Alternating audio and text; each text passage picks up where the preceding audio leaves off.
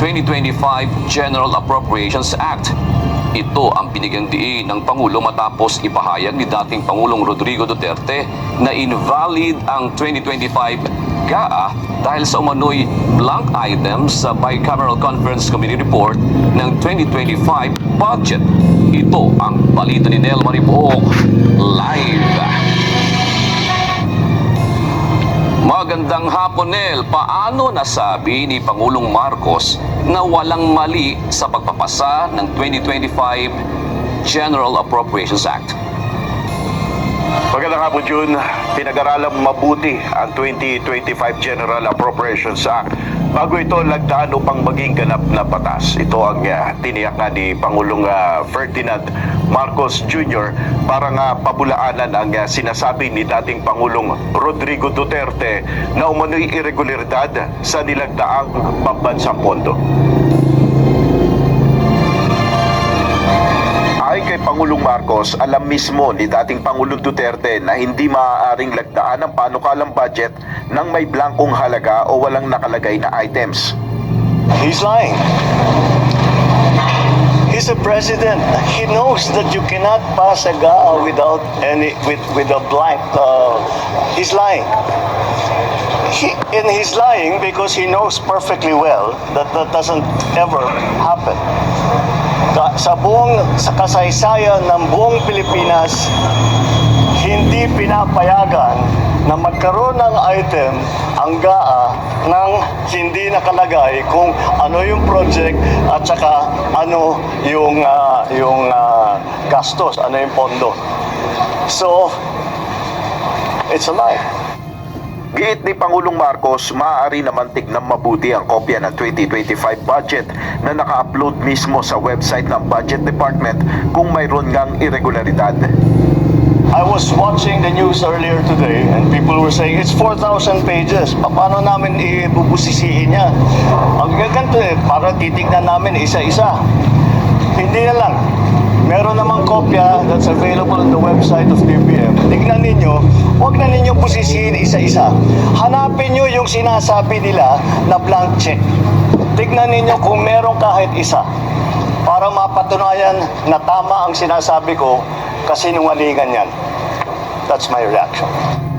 Ay naman kay Executive Secretary Lucas Bersamin, fake news at malisyoso ang sinasabing may blankong halaga o items sa 2025 GAA. Dapat anya itong kondinahin bilang isang kriminal na gawain.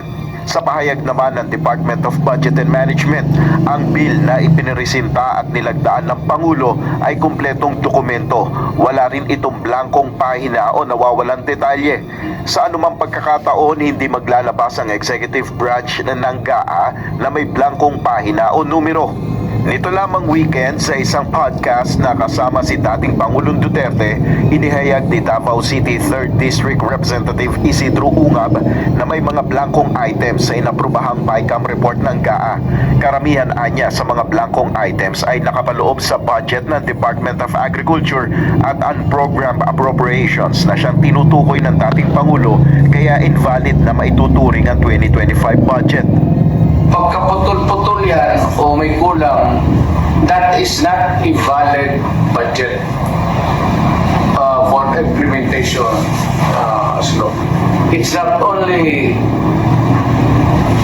inaccurate, but I think the budget is in totality invalid. Hindi na pwedeng mag-blanco-blanco dyan sa pera ng tao. Sa huli nanawagan ang DBM June na maging mapanuri muna ang publiko dito sa mga lumalabas na impormasyon bago nga magkomento o magparatang ng anumang issue. Yan muna ang ating update. Balik sa iyo, June. Oo, Nel, kanina matapos ngang sagutin ni Pangulong Ferdinand Marcos Jr. yung sinasabi niya ng dating Pangulong Duterte, nag-live stream itong dating niyang executive secretary na si Attorney Vic Rodriguez na pinabubulaanan niya itong sinasabi nga ni Pangulong Marcos dahil sinasabi niya dito dalawang bagay kasi yan. dalawang dokumento. Isang GAA na pinirmahan ni Pangulong Marcos at isang BICAM report naman na pinirmahan naman ng mga mambabatas. Sabi niya ganon, parang magkaibang bagay. So parang inililis daw ni Pangulong Marcos yung dalawang bagay na yon, inililihis yung sa tunay na sinabi ni dating Pangulong. Nakarating na yung impormasyon pero yung tanong na yan ay hindi pa sinasagot. Katunayan na June, lumabas din yung ibang mga issue na yan. Bukod dyan kay dating Executive Secretary, yung dating Executive Secretary at naglabas din ng pahayag si Attorney Harry Roque, ang dating presidential spokesperson, at yung iba pang mga dating mga naging nalik o naging miyembro ng gabinete ni Pangulong Duterte, kasama na dyan yung Chief Presidential Legal Counsel na si Attorney Panelo, na sinasabi nga nila na ang kanilang tinutukoy dyan ay yung BICAM report, bicameral conference report na mayroong mga blank items o yung may mga blankong halaga. Pero I think yung naging sagot kanina kasi ng Pangulo ay yung doon sa panic nila, yung responsibilidad ng executive na pumirma doon sa GAP. Kasi magkakaiba talaga yan, yun, tama ka dyan. Iba kasi yung bicameral conference report, iba rin yung General Appropriations Bill, iba rin yung GAA. Yung BICAM report, hindi yan yung ipinapasa sa Pangulo para lagdaan. Yan lang ay magiging parang may impart dun sa General Appropriations Bill na lalagdaan ng Pangulo. Ang minsan ng BICAM report yun, minsan naglalaman lang yan ng 20 pages versus dun sa GAP na minsan umaabot nga ng 4,000 pahina. So, yun yung nakakarating sa Pangulo, yung General Appropriations Bill na kanyang lalagdaan. Ngayon, sinasabi ng Pangulo kanina na wala siyang nakita doon na mga blank items. Wala ring anumang mga halaga na nakablanko. Yun yung pagdedepensa ng Pangulo ng Executive Branch dahil yun yung kanilang responsibilidad. Now, yung tinutukoy naman nung kabilang panig June, babase na rin doon sa ating kanina mga nabasa, yung mga narinig na yung tungkol doon sa BICAM report. Siguro yun nga rin yung ipinapanawagan pa noon pa June na magkaroon ng transparency sa kapag nagkakaroon ng mga bicameral conference, lalo na kapag budget deliberations dahil may mga iba't ibang issue dyan. So yun nga dapat yung sasagutin naman ng dalawang liderato ng Kongreso, June.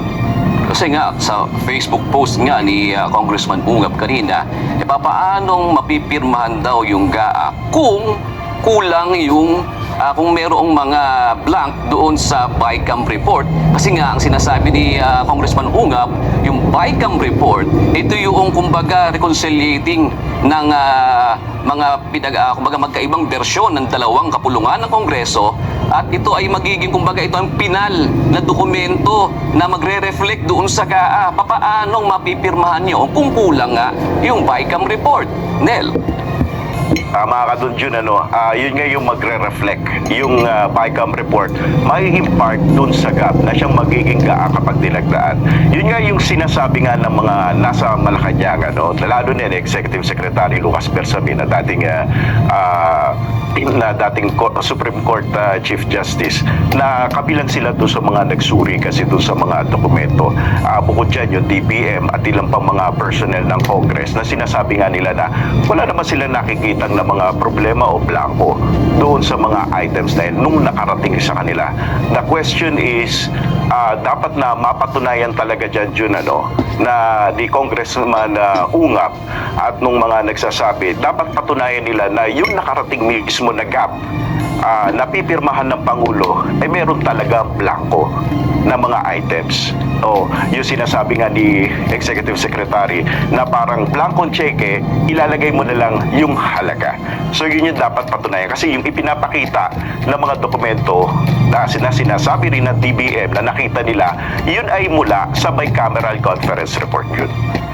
Paano nga daw naging kompleto yun? Sino nga daw ang nag-fill out nun?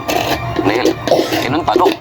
Yun ang magandang itanong sa mga miyembro ng bicameral conference Committee sa mga dumalo doon na mga senador at kongresista. Siguro yun din yung pagdedepensa ng Malacanang na mga nakarating sa kanila na wala sila nakitang problema. Kasi nga, ang power lang ng Pangulo is to veto line items.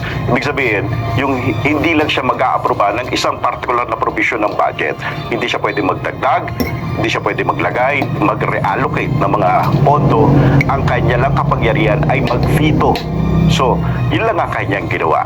Na hindi siya nagdagdag ng anumang budget. Katunayan, may mga pinababalik nga siya ng mga pondo. Katulad na lamang doon sa tourism budget na 400 million na kinuha sa contingency fund na lang ng Pangulo. So, ibig sabihin sa mga pagsusuri nila, hindi sila nagdagdag. Kumbaga, nag-veto lang ng ilang items na yun nga yung mga nabalita natin ng mga nakaraan. Kasi nga, hindi naman talaga pwedeng magdagdag ang executive branch.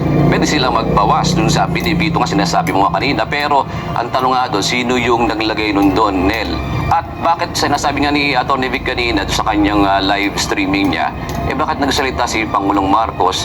Dapat daw talaga magpaliwanag noon yung dalawang kapulungan na nandoon sa BICAM. I think ang nag-trigger doon na kaya sumagot ang Pangulo dyan ay dahil nabanggit ni dating Pangulong Rodrigo Duterte na naging invalid yung GAA 2025 na nilagdaan ni Pangulong Marcos. Kaya dumipensa lamang din si Pangulong Marcos doon sa issue na yun. Okay, malaman natin bukas, Nel, kasi medyo haba pa yan. Kumbaga, unang salvo pa lang Parang may isang patikim, sumagot, binigyan uli ng isa na tanong uli, Nel. Parang ganun yan, di ba? Tama yan. Hintayin din natin yung sagot ng mga nasa Senado at ng Kongreso kung ano ba yung palagay nila dyan sa issue na yan, yung problema na yan na kinakaharap nga dyan sa issue sa 2025 budget yun. Maraming salamat, Nel Maribuhok, nagulatan live mula sa Malacanang. Tigumpa ang bibig ng mga senador sa issue ng mga blankong items sa bicameral report kaugnay ng 2025 national budget. Wala pa ni isa sa kanila ang nagbibigay ng reaksyon sa issue. Ang presidential sister naman na Senator Amy Marcos, sinabi na ipinahayag niya noon ang nakitang problema sa nooy panukalang budget.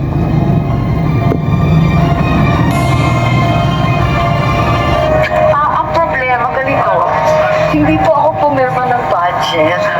Makikita po ninyo ikaw pumirma, kaya itanong na lang nila sa ibang senador kung anong kapabalagan kung meron nga.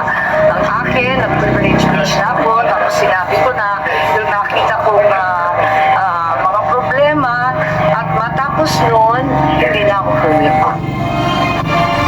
Ahasang tinutulan ng senadora ang pagpapasa ng 2025 BICAM dahil anya sa kawalan nito ng detalye o paliwanag at konkretong numero. Matapos ratipikahan sa Senado ang panukalang budget, nanawagan ng mambabatas kay Pangulong Bongbong Marcos Jr. na tutukan ang isyu sa pondo bago ito tuluyang pirmahan at isabatas. Pinayuhan din nito ang kapatid na mag-iingat sa mga pinagkakatiwalaan at pinakikinggang imbes ng taong bayan.